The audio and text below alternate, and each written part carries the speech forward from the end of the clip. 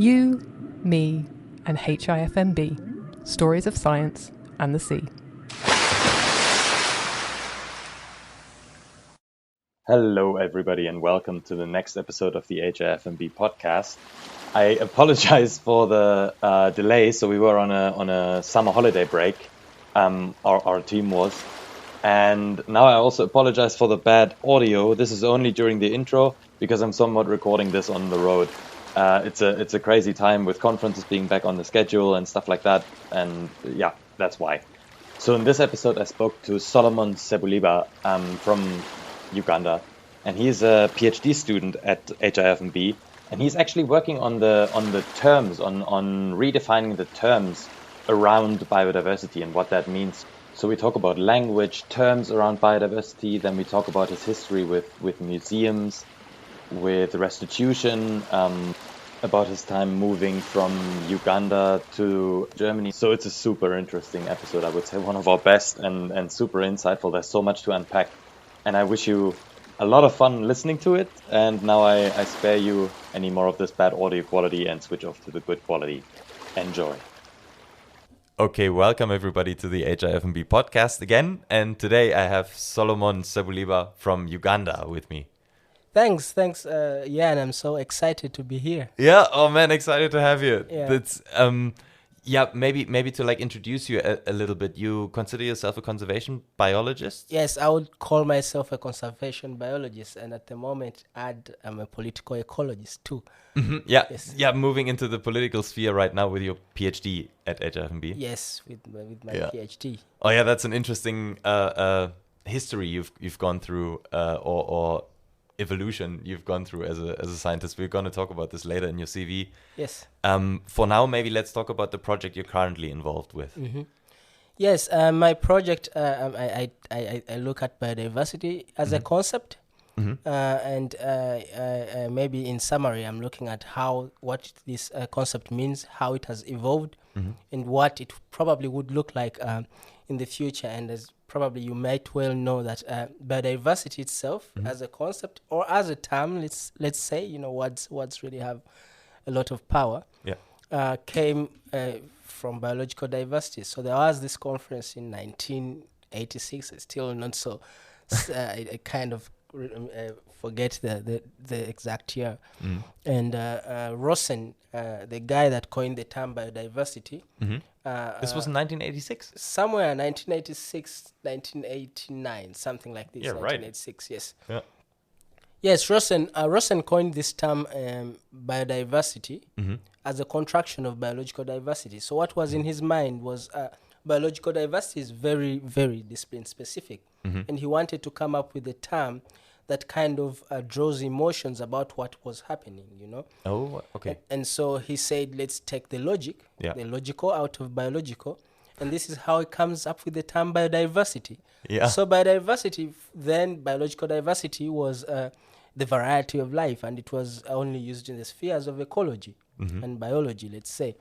And now came biodiversity in during this conference, and in 1989, the Wilson came up with a publication called Biodiversity, and becomes now. This is how biodiversity enters into the academic spheres, I would say. This is such a cool story of like take the logic out of biological diversity and you have biodiversity. Yes, and he wanted to create emotions, and I think this is what biodiversity has done. It has stirred up emotions. And so the thought behind my PhD is that now we see biodiversity emerging. Okay. And by 1996, we see ecologists having a conversation and a strong debate about what biodiversity means.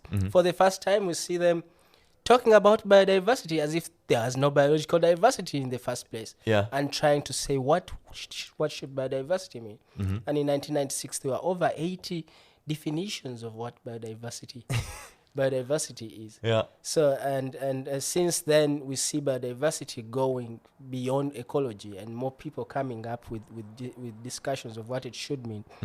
And I think by 2000 we were already seeing it in almost all disciplines. We were seeing it in ecology, we were seeing it in social sciences, in the political circles, and now biodiversity is something that you hear everywhere. Yeah. You know, even in media now, biodiversity made its way there. So we see how terms actually can really make a big difference. You know, biological diversity was a term that really didn't make that much impact, and now we see one popular term, biodiversity, making such a great impact. Yeah. So I'm kind of looking also into this, how this term came into being, how it has evolved, what critical moments informed, for instance, its movement from one field to another, and where we are now, and what probably biodiversity should mean in the future. But then, because I'm at HIFMB, of course, and we are talking about the marine stuff, and if you think, if you remember, we've just finished the biodiversity decade, and now we are in the UN Ocean decade, and now I'm at the stage where we are thinking, what will biodiversity actually mean in the ocean decade? And this is where the logic, the concept of the bio-ocean comes into being. So I'm kind of coming up with a kind of a new term of bringing the biodiversity in the ocean during the ocean decade. Yeah. So this is your idea to come up with a new concept of the bio-ocean is your creation? Yes, the bio-ocean is my creation. If you go online, you will see bio-ocean. And probably you will see things like that come from the sea or something like that, products people are trying to sell. Yeah. But this is not where I got the idea. The idea is unique, and it's not. It will be defined soon. Yeah. Okay. How did you get the idea? How did you come up with it? So I'm thinking about the ocean, and I'm thinking when we talk about, for instance, marine biodiversity, it's easy for people to think we have a marine environment, for instance, as a physical space, and then we have biodiversity. So in thinking like this, we tend to try and find what, I don't know if there is even anything like marine or ocean, what biodiversity is in there. Yeah. You know what I mean? So I'm kind of trying to say that we actually probably don't want to think about biodiversity this way in the ocean, because the ocean is very dynamic and it's fluid, and it's just like a soup. Yeah. So to think about the bio-ocean is kind of trying to provoke people to think about a soup. Where the bio-ocean in itself, it's a kind of soup, and maybe we don't have to think about things in that ocean, but we have to think about it together as a soup. Whole, yeah. As a whole. But, you know, in the other hand, we are trying to bring in the bio bit of it, not to take out the emotions that Rosen intended to stop. Yeah, exactly. In the people, yeah. That's great. So you're kind of looking at this from a more complex angle, and really want to incorporate all the different perspectives and perceptions and ways of thinking about biodiversity in this concept. Yes, in this concept. So not like thinking about the ocean just as a physical space in which biodiversity is in, but to think about the ocean and biodiversity together. Yeah. So the bio-ocean should be something that, you know, different people have thoughts about. Yeah. Like for me, my bio-ocean would be the water and the rocks, for instance, and the reefs. My bio-ocean would look like, you know, something like this. It's kind of trying to foreground all these other thoughts that, for instance, now biodiversity can no longer do.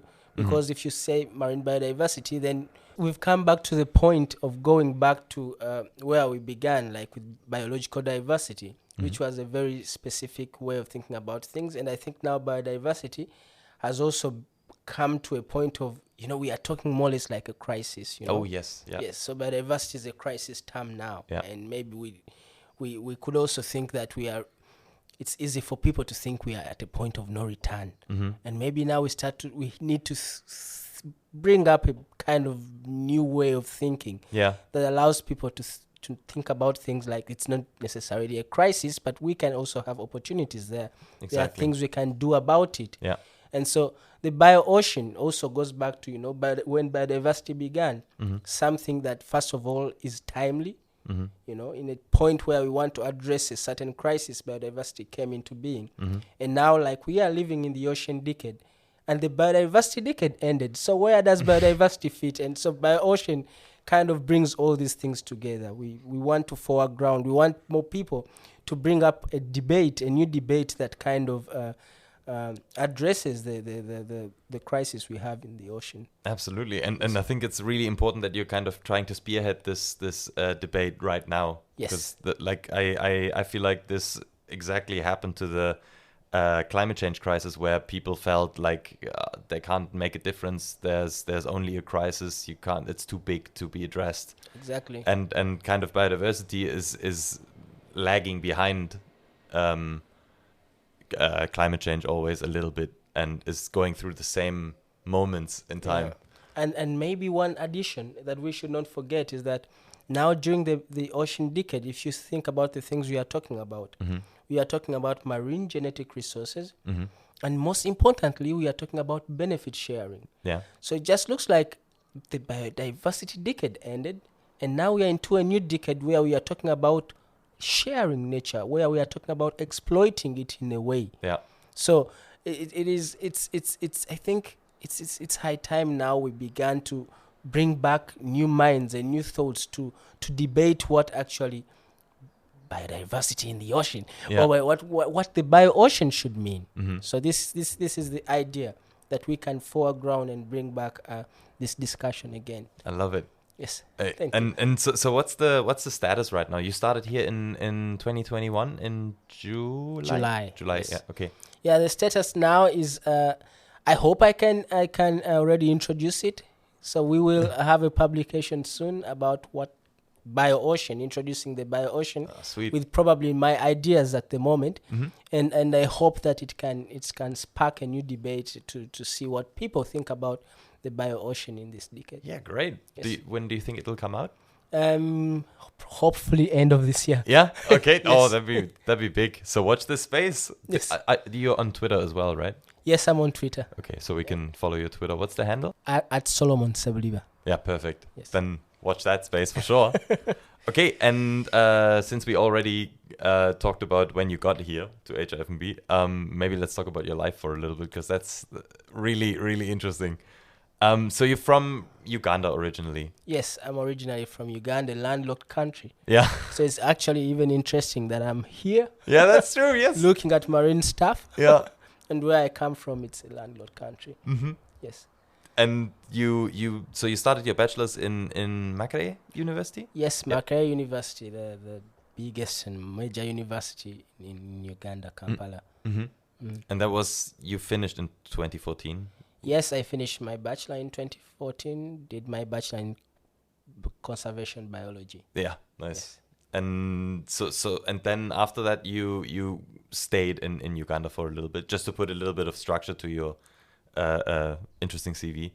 Yes, and after that, after my bachelor's, I was lucky. I mean, a little before I even finished my master's, I was lucky that I started working already as a graduate consultant, where I did environmental impact assessments for oil companies, but also for Uganda Wildlife Authority.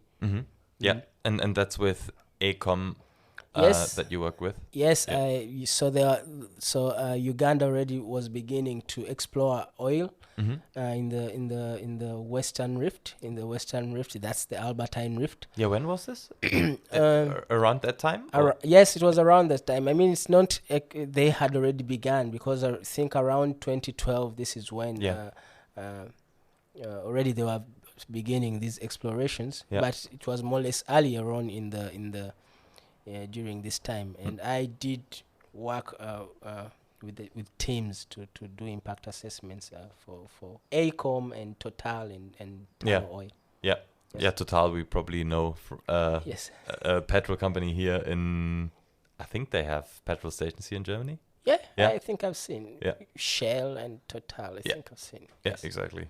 And then you then work for the Wildlife Conservation Society as well? Yes, I was. So the thing is, I was a consultant that was under Makerere University and working under the Zoology Museum. Oh, I see. Okay. And then we were always contracted, and most of the times it was Wildlife Conservation Society that contracted us for this kind of work. Do they have a office in Uganda, or are Yeah, they? Yeah, they're so based. it's an international organization with offices across the world. And Yeah. they do have an office in Uganda. Nice. Definitely. In what city are we talking? In Kampala. Kampala, okay. Yes, Kampala, the capital of Uganda. Yeah. Yes. Yeah, Uganda. I always, whenever I think about Uganda, is always the flag.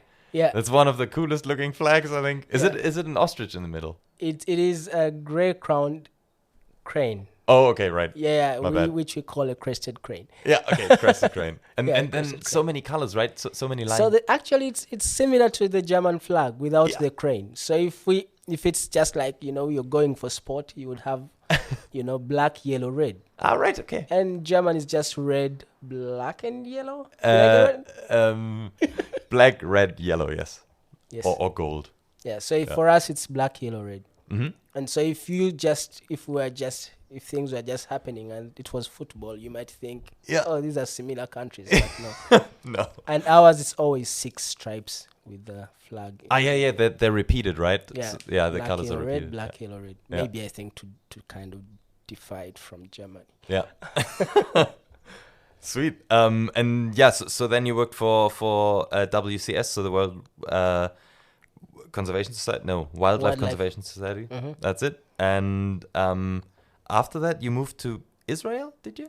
Or- No, I didn't necessarily move to Israel, although I visited Israel for this particular work. But I did work with the role of bats as arboviruses. So this was part of the project that I worked on. And yes. Okay. So of bats in Uganda. In still. Uganda, right. exactly. Okay. Actually, this is one of the projects where we already had seen coronaviruses. We did detect similar viruses. I've not been part of the project since then. Yeah. But I have a feeling he must be happy that this. Back in 2016 already. Yes, that's back in 2016. Yeah. Yes. That's sick. Okay. So and then you never lived in Israel though, or No, I didn't live there, but Okay. I went there for part of this project. Mm-hmm. Yes. What's it like? Great. Yeah. It's always there are tensions, I would say, because of what is happening in the region. But yes, yeah, of course. it's great. It was great. Lived there for a week. Yeah, for a week. Okay, and in 2016 with WCS, with the Wildlife Conservation Society, you also worked on a major assessment, the National Red List IUCN of Uganda. Yes, so I was part of the team, and I was in the MAMO team that worked on producing that list for Uganda. Yeah? Yes. What's that experience like?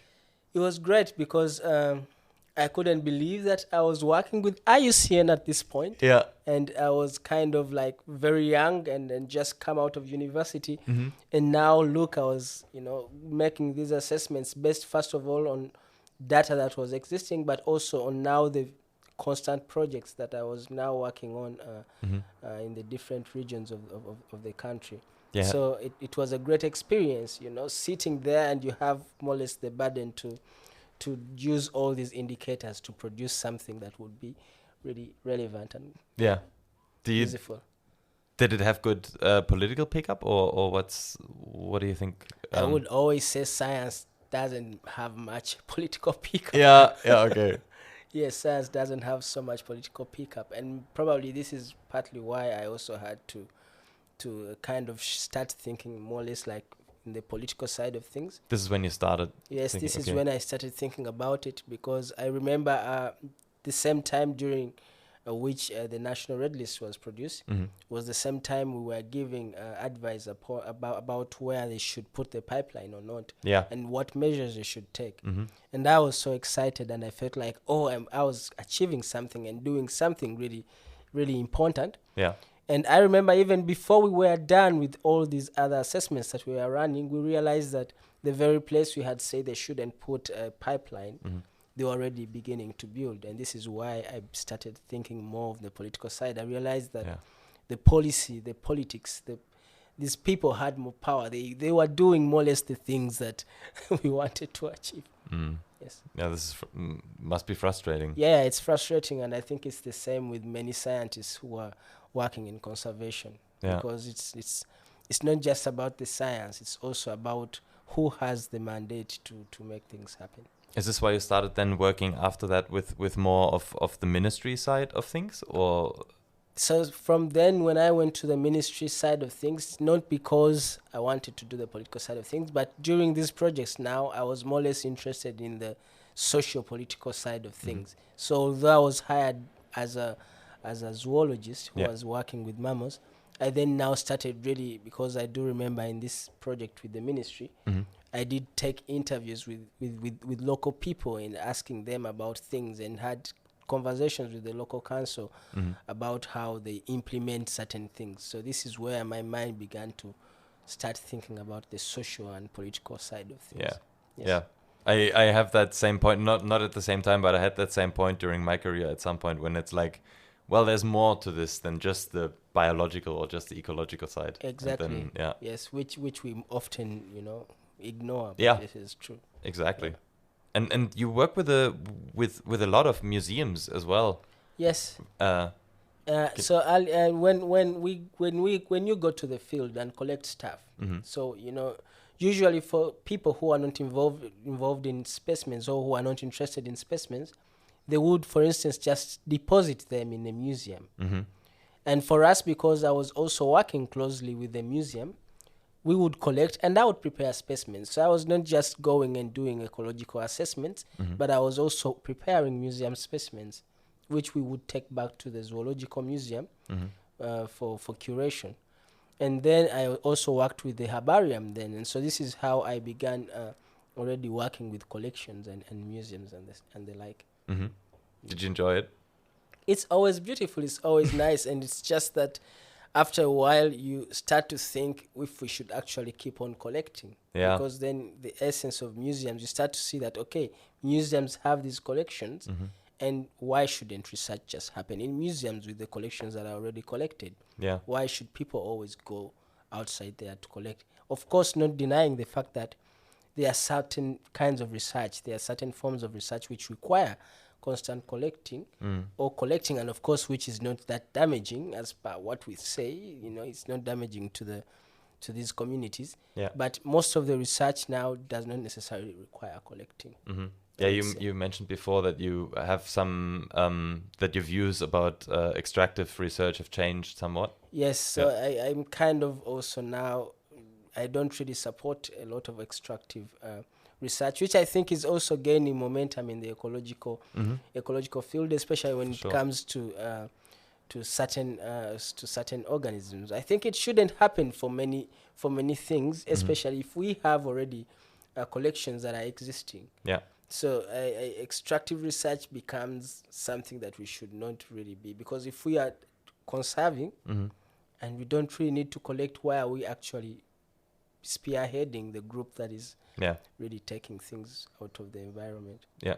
You were involved back then with extractive research, you said, I think? Yeah, because we used to collect bats, bats, small mammals. So of course you would argue that the things we were collecting kind of like really have high populations, that our collecting probably does not have that much impact. But you never know. We do not know. Exactly. So we were collecting small mammals, mice and stuff like that, and bats, birds too, but usually we let them go. You know? So, but we did collect some birds too, and the like. So this was in 2016, and yes. So this is the whole period, 2014 to 2016. I was doing all what I was doing, but at the same time doing collecting and curation with museums. Very busy. Yes, and I had a pretty tight career from 13, because just was a little before I finished my bachelor. I was already involved in these kinds of research. Yeah. So I was lucky to have been part of this on a very early stage. Absolutely, yeah, and you for sure made a hell of an impact already. With hopefully. Yeah, no, I think so, definitely. And so this is all still in Uganda. You're still living in Uganda at this stage? Yeah, at this stage I'm still living in Uganda. I had, of course, field trips for which I had to go, for instance, to Kenya and to Tanzania. But all this was around Uganda. Me based in Uganda. Yeah. Yes. Okay. And then for the Field Museum of Natural History, it says USA, but it's based in Uganda. Yes, Yeah. so for the Field Museum, it was also based in Uganda, although again, so it was always the case. So I had work based in Uganda, and I had field trips where you had to go because of the collecting thing. Okay. And then in 2018, you moved to another museum, to Senckenberg Museum. Yes, in 2018. So after working for those more or less 2 solid years, there was this new course that had begun in Görlitz, Biodiversity and Collections Management, an international course. And that's a master's course? Yeah, it was a master's course. And I remember that one of the directors of that course sent an email to my then supervisor and said, "Oh, there is this international course and you should share it."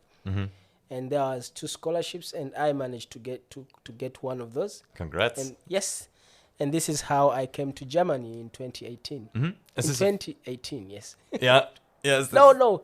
No? In the end of 2016. End of 2016. Yeah, okay. End of 2016. Okay. That's mixed up. No worries. Yeah. And is this your first time moving out of Uganda? Yes. Okay. Yes. And but you also have a family, right? Yes. And how did you manage that? Yeah, it was kind of complicated because I got married in 2015. Congrats again. Thank you. Yes, I got married in 2015, and of course I was doing this kind of work already where you have to go to the field and spend 3 weeks in 1 week around, and sometimes it was even longer than that.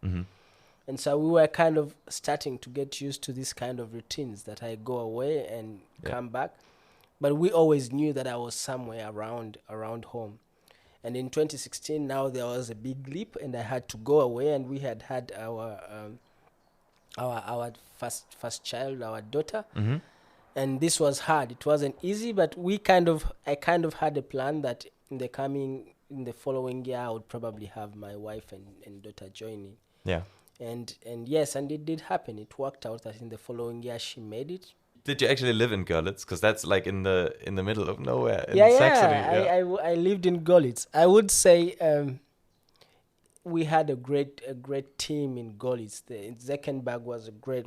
There was a great community there. There were really, really nice people in Senckenberg. Yeah. And they really provided a lot of support for us. Okay. And then you moved from Görlitz to Regensburg then directly, or no? No. So after my master's, that was in 20. So I finished submitting my master's in 2019. My wife finished then too. So and she was lucky that in 2019 immediately she finished. I mean, I wasn't just applying, but I also had projects in my mind, and one of these is actually a summer school on biodiversity and collections management. So for which we finally got funding from Volkswagen, and it's running, and it's still running. Yeah, right. It's nice. still running. Yes. Yeah. And but then I was kind of trying to find a PhD, and I wanted to do. At first, I was thinking I want to do something ecological. So maybe for the first month I was applying for that, but then I thought maybe do something you want, and so I kind of started trying to find things in the ecological, but with a political, tinge to it. Yeah.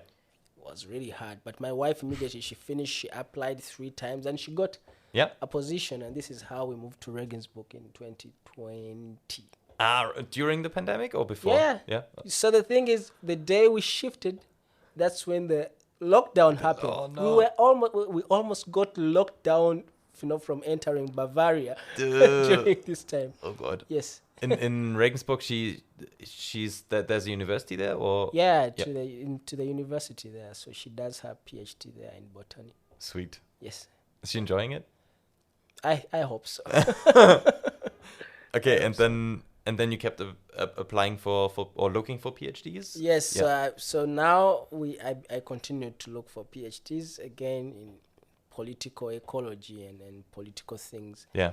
And this is how I finally got here. Yeah, sweet. Yes. And this is so at that point you were only looking for political ecology stuff. You definitely wanted to stick with the political angle that you've taken. Yes, I wanted to do something ecological, but with a very social and political thing in it. And while making an impact, for sure. Yes, while trying to make an impact. I don't know how that is going to happen, but Oh, it will with the bio ocean, for sure. hopefully. It's gonna kick some rocks down the hill. I don't know if this is a saying. Let's hope. Let's hope. Let's see. Yeah. And Yeah. then and you mentioned before, looking at your publications right now, and you mentioned before that the Savoy report actually came surfacing in 2018. It is. Yes, in 2018 there was this Savoy report that talks about restitution Yeah. and repatriation. So I Yeah, don't can know you- how different these words are, but restitution Yeah. would mean taking back things that are cultural in a way. And repatriation, I've had this. I'm not sure how different they are. Would mean more or less like the biological things.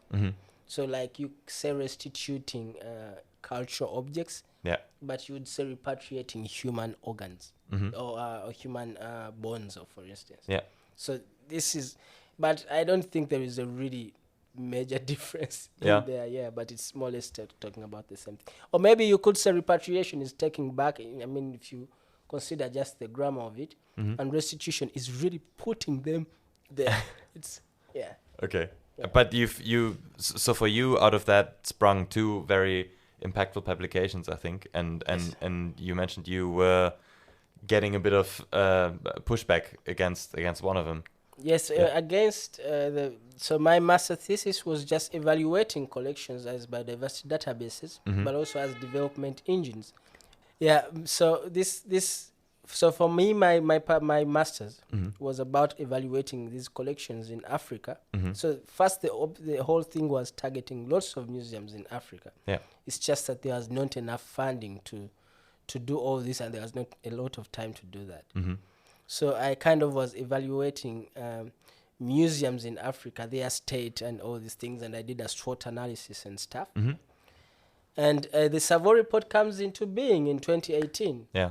And somehow I get sucked into the Savoy report because somehow my study was talking about the state of these collections, and I was already saying there are problems here, Yeah. and we need to really look critically into these problems if you want these institutions to continue being the databases we want them to be. And so I got sucked into the Savoy report because then here I was kind of also supporting the idea that, look, the things they are not doing well and we can't take back things, you know, in that kind of sense. But also this was something that I also shared, that I understood and kind of believed in. I didn't believe that restitution was anyways a solution, especially when it came to biological objects. I thought what was important was kind of to help these institutions, you know, be able to do the kind of work we expect them to do, to set up kind of their infrastructure and stuff. All these were problems. So if you read my paper, Threatened Heritage, evaluation of I think natural history collections in East Africa, Uganda, Kenya, and Rwanda, or something like this, you realize that I was kind of giving also what is possible to do. And I was thinking this was a better way to think about things than saying taking back things to these places for which the capacities were lacking and things like that. And of course I had a lot of backlash from people who thought it doesn't matter, these were our things and we need them back. And it's a whole lot of debate because we have it's a whole big debate because we have other political and social aspects that are tied to this. If you want them back, to what? To a public museum? Many museums are actually now privately owned. And if it's to a let's say to a publicly owned museum, is the museum willing to curate this? Is it willing to take responsibility of all of the objects we are talking about? So for me, my idea was restitution is no win-win for anyone.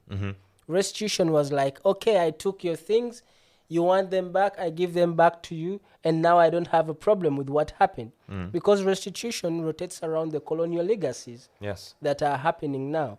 But do we solve legacies by taking back things and feeling like, okay, for us, the French or the Germans or whatever, we have taken back things? it should be about, for instance, for me, my argument was, and that has always been, instead of spending money in trying to do research about these restitutional debates and stuff like that, maybe we need to put money as a give. If it's a give back, it should be a give back of let's help these institutions be able to stand. Exactly. So that they can curate even the collections they have. Yeah. Because to say that, it means that everything that was in Africa is now in Europe. That's not really true. Yeah. These museums have really great objects there. They really have things for research. And what we need is that, and not just restitution. So, of course, I got a backlash because many people thought, okay, these things belong to us, and it doesn't matter. Yeah. It doesn't matter. They just bring them. If they get destroyed or whatever, it doesn't matter. We just want them back. It doesn't matter. We just want them back. And I was thinking that's no win. Yeah, exactly. Yeah, that's no win whatsoever. So it is what is what it is. Yeah. Yeah. It seems like you're always highlighting that there are more complexities to yes, things. because I mean, people think like if you just take back objects and then what? You know, exactly. I always say after, let's say, 5 years, 10 years, we will have a report, a very big drama that, they took back dinosaur bones to the museum, let's say in Tanzania. Yeah. And now look what happened to these dinosaur bones that we had kept for 30 years, that we had managed to curate. Yeah. Because, of course, you took them back to Tanzania, which didn't have the capacity to curate them. So if you want to take them back to Tanzania, in any case, you should be able to first support what was actually destroyed there, which is the institutions that used to, even dinosaur bones, I don't think they were curating them before that. But what I mean is that, you have to first support those institutions to be able to do that. And what I think is that museums across the world should build more collaborations, should think about things like representation. How do we represent cultures from other places, instead of thinking about, issues of let's repatriate and take the blame away from us. Yeah. This, I don't think, is the ideal situation. Yeah. Exactly. So, and since you got the PhD in 2021 and you're probably finishing in the next 2-3 years? 2024, yes. 2024? Yeah. What do you think is next for you? Yes, what is next for me? I sometimes think about doing a postdoc. And maybe I will see what I want to really assess then. We still have the PhD already here, and I'm still kind of figuring out what I want to finish, how I want to finish it. Absolutely. But you're only a year in. There's not too much pressure. Yeah, exactly. Yeah. But in the long run, I think I'll go into politics. All right. Yes. In the long run, I think after my postdoc or whatever, or if I don't do my postdoc, in any case, I think at one point I love to do kind of advocacy, and I might end up in politics sometime. Maybe if in the next 10 or 15 years, I might end up seeing myself in the political side of things. I really feel like there needs to be somebody, moving this direction from the scientific. Absolutely, yes. Do you think you'd stay or you'd go into a political in the international politics realm, or? I hope I can stay in the international realm. Yeah. If there is anything like international, if that exists, but I would love to keep an eye on the more or less like the international scene, and maybe we have the high seas now where there's no one, and this is partly it. Maybe I could be somewhere, could become stakeholders in these frontiers where there are no really defined stakeholders. Yeah. Yes. Do you think it'd stay in Germany or move back to Uganda? Yeah, at one point I think, of course, we might end up going back to Uganda at one point. It's not something I think about now. Okay. It's something that I feel like I would live anywhere that allows me to be more or less in an international, setting. So even if I went back to Uganda, I would love it if I can keep my connections across the world. So for me, this is more important than anywhere I'm living. So whether I live in Uganda, whether I live in Germany, it's important that I'm able to have a kind of international setting around. It's very well put, I think. Perfect. Then I wish you all the best with your PhD. I hope, I mean, I know there's going to be massive things coming out of that, and good luck with the publication at the end of this year. Thank you. Thank you so much. And good luck with the family in Regensburg. Yeah. Thanks. All the best. Bye-bye. Bye. Want to dive deeper? Surf over to hifmb.de or follow us on Twitter at hifmb_OL.